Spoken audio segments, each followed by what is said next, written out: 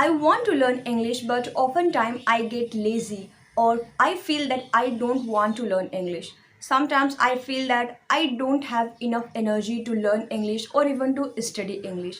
If this is a problem with you and you're also struggling with this, then this video is perfect for you. Hello everyone, this is Samiya and welcome to my YouTube channel. Today I will be talking about a topic which is crucial for any English learner, and that is staying motivated while learning English. Whether you are a beginner or an intermediate English learner, we all go through this when we don't feel motivated enough to learn English. So before we jump into the strategies, let's understand why motivation is so important. So when you have motivation while learning English, your journey becomes more enjoyable and your progress accelerates. But if you are not feeling motivated enough, or if you feel that you have lack of motivation, then it can feel like it's a battle which you don't want to fight. So that's why motivation is very important while learning English, and we all need to have. So my first tip is going to be never compare yourself with others. We all believe that every single person has his own unique path, and it's essential to understand that every learner has different background and learning style. So whenever we see people speaking English fluently and confidently, we automatically start comparing ourselves with them, that we are not good enough, that's why we are not able to speak English like them. So whenever we see people progressing faster than us, we feel demotivated and think that we can't do better or we can't speak like them. But this is not the way to compare yourself with others. But if you want to compare yourself with somebody, then you should be comparing yourself with your past self. Just look at yourself a month ago. You can see the progress, you can see how far you have come now. I have seen people feeling hesitant to speak to other person in English because they think their English is not good enough and other person is superior than them, and that's how they make themselves feel inferior. But this is not a right approach to do. If you really feel that other person is better than you or others English is much better than you, then you can appreciate their English and try to implement the same tips. You can ask for tips or advice for them, then I'm damn sure they will definitely help you. Because when people used to ask me that how you could improve your English, I would also like to improve my English like you, then I just gave advice to them because they asked for it. But we need to understand that comparison puts unnecessary pressure upon you, and there's not even a single benefit you are going to get out of it. And you need to understand that every single learner has different and unique way to learn English. There are multiple reasons why you should not compare your English with others, because we all come from different language background and culture. So some of us may have better opportunity to learn English. Some of them got better environment to practice English and become fluent in the language. Some of us easily adapt things. So you need to understand that comparison is not a way to do with your English. Next step is going to be keep a record of your progress. Sometimes it's easy to forget that how far we have come, but you can keep a record of your progress by either journaling or recording yourself in front of camera. There are some incredible benefits of self-reflection. By saying keeping a record, I mean you can regularly document your thoughts, your progress about your day-to-day life. Regularly documenting can also help you to reinforce new words and making them stick in your mind. You can also record yourself while speaking English. It will not only help you to boost your confidence but also help you to identify mispronunciation. Because after recording yourself, after creating a video of yourself, if you listen to your speech or if you listen to the words you have used, you can easily identify where you need to improve and what kind of improvement you need to start. It's like having a private language tutor. It will really help you to focus on mispronunciation and fluency. I've been journaling and recording myself for over 1 year. And when I look back at myself, when I look back at the work that I have done, it just makes me completely amazed because I had never expected that result. When I look back at my notes copy or about in my diary, it is completely insane because I am not even able to read what exactly I have written down just a year ago. So it has helped me to improve my English as well as it has boosted my confidence to some extent. My next step is going to be don't worry about your mistakes. Well, feeling demotivated and having not enough motivation is perfectly fine because we all are human. But if it becomes a habit and you're constantly getting worried about what people are going to think or people are going to laugh at you, then it is not a good way because it has a negative impact in your journey. So we all need to remember that if you're feeling motivated right now, then that's perfectly fine, but make sure you are not feeling lazy and you're not feeling demotivated all the time when it comes to learning English. We all know that having enough motivation is really very important when you want to learn anything, especially if you are trying to learn something which you have never learned before.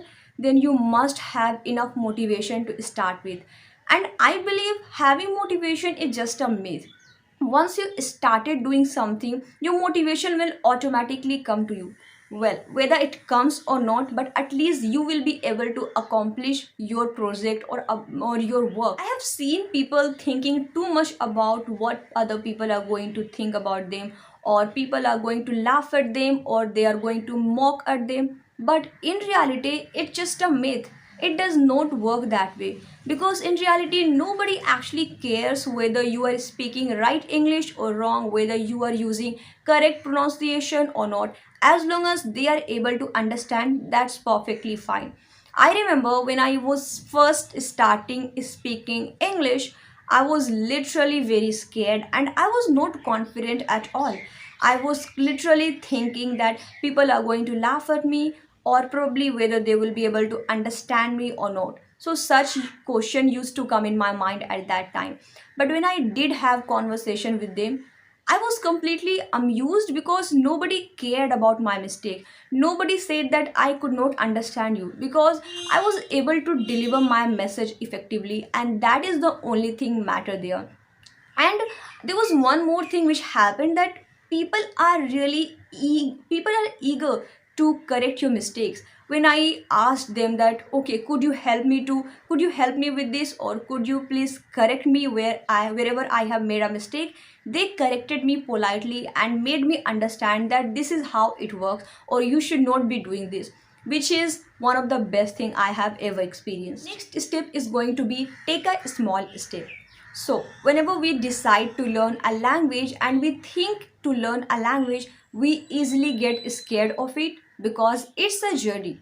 But we need to understand that learning a language is not difficult, because you don't have to master any language in a day or in a month, because it's not possible. Especially if you are a complete beginner, or if you have started learning a language from zero, then at least it's not possible to learn a language or to master a language in just a month.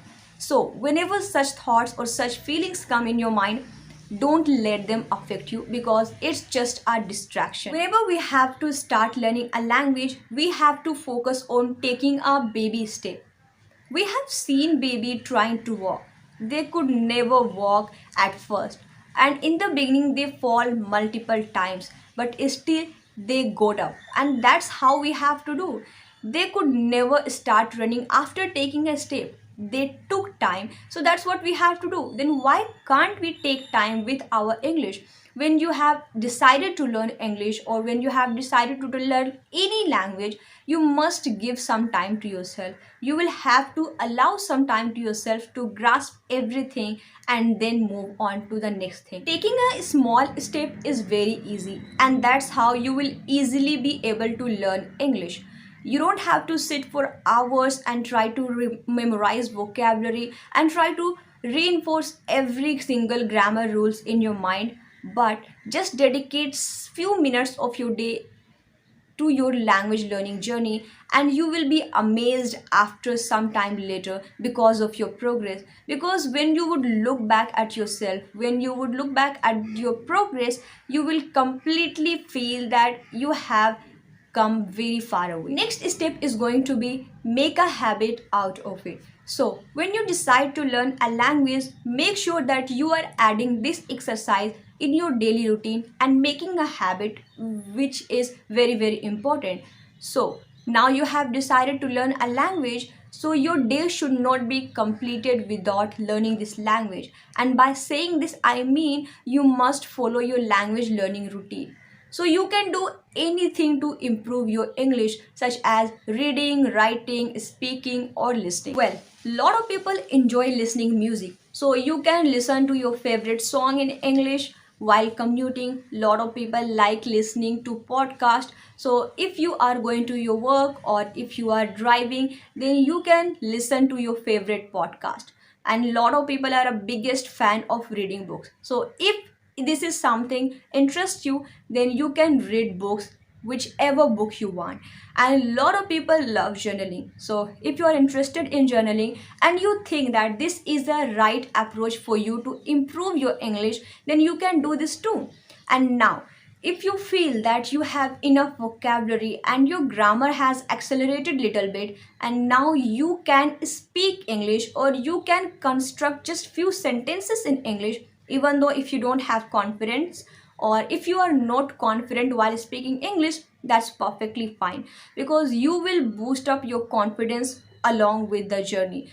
So you don't need to worry about your confidence. But if you think that you are able to construct few sentences in English, try to speak just few minutes. You don't need to pressurize yourself that much. You don't need to add extra pressure that you have to perform better, you have to do this and that. And I would always recommend you, in the beginning, you should try to speak to yourself. Don't go to others if you don't have enough confidence. You don't need to look for partner if you think that others are going to judge you or you won't be able to speak in front of them. Don't worry about it. You can stand in front of mirror or you can stand in front of camera and try to record yourself, or just you can sit along with your family members or along with your friends who is very comfortable, whom you are very comfortable with. You can try to speak, but make sure you are speaking even for few minutes, even for 2 to 3 minutes. That would be okay in the beginning. There are two powerful virtues that can truly transform your English language journey, and that is patience and positivity. And this step is going to be my next step, which is all about patience and having positive mindset. We need to understand that English, like any other language, requires lot of time and dedication. So being patient with yourself and maintaining positive mindset is very crucial, and it will set you up for incredible growth. So if you are not enjoying the process and if you are not having positive mindset and not having enough patience with yourself, then you won't be able to enjoy the progress. Rather than you would feel overwhelmed by the end of the journey. You will have to learn to appreciate even small achievements, which will motivate you to keep going even on difficult days. So let me give you an example of mine. So I was somebody, or I was that kind of a person who did not have patience at all. I was that kind of a person who couldn't have waited for people for more than 10 minutes. If somebody has told me that, okay, you have to wait for 10 minutes, I will come back, I'm not going to wait for one more minutes. So that kind of a person I was. So I remember one day I was having conversation with my sister and she got to know that I decided to learn English. So she asked me one question that I still remember, that do you think that you will be able to learn English? And by asking this question does not mean she was doubting upon me, but she was making me aware about the consequences, that if I have decided to learn English, I must have to be focused and I will have to be patient, because I will not be able to get quick result. And I remember this was one of the lesson I have learned in my life, and I will always be grateful, because while I was learning English, I learned to be patient. There were many times when I wanted to give up and I felt I did not have courage or I didn't want to learn English because it was really overwhelming. I felt multiple times that I was not progressing, but still I did not give up because my desire was bigger than any other thing. I believe if your dedication and willpower is powerful, then not even a single barrier can stop you to learn English. I hope my story has inspired you not to give up on this language and have some patience. So, my next step is going to be reward yourself for your progress. As human, we love reward for our hard work we have done. Even our human minds also love rewards. It could be anything. Somebody likes going outside, somebody likes talking to his or her friend. It could be anything. But if your mind is feeling happy, then you will be more motivated while working. After learning English or after working hard, you must give reward to yourself to come back on this process.